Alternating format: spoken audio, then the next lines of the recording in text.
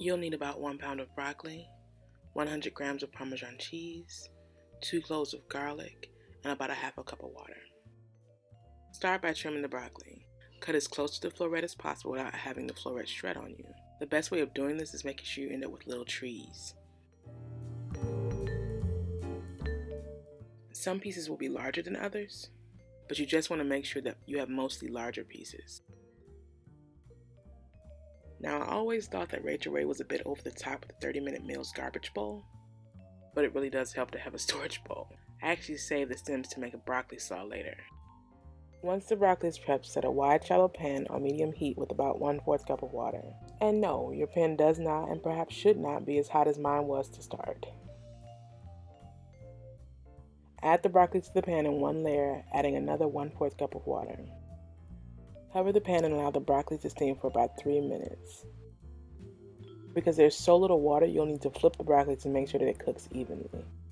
And I didn't realize until after I started cooking it that the broccoli was looking a little bit rough and just short of blooming on me. And although it doesn't change the flavor, I really didn't think the bits of yellow was a good look. Once you have all the broccoli flipped, cover it and let it steam for another 3 minutes. I'm not a fan of mushy broccoli, so you can let it go longer if you want, but you'll also need to add a bit extra water. Once the water has mostly cooked out, cut the heat down to low and proceed to grate the garlic over the broccoli. You can also use a garlic press, but I don't actually own one and would probably never use it because I'd have to clean it. After you finish with the garlic, grate over the Parmesan cheese. You can also use a type of cheese called Grana Padano, but it won't be quite as sharp and salty as a nicely aged Parmesan cheese.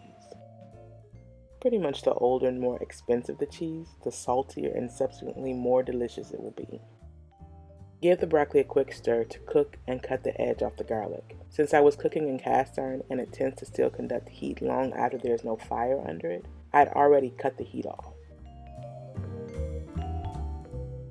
Before serving, I finished it off with a bit more grated cheese and some fresh parsley. I served the garlic Parmesan broccoli alongside some grilled chicken breast for my little chewers, and my husband and I split an entrecote steak with a few garlic shrimp. Parmesan cheese is not often on my grocery list, but this was a nice deviation from plain steamed broccoli.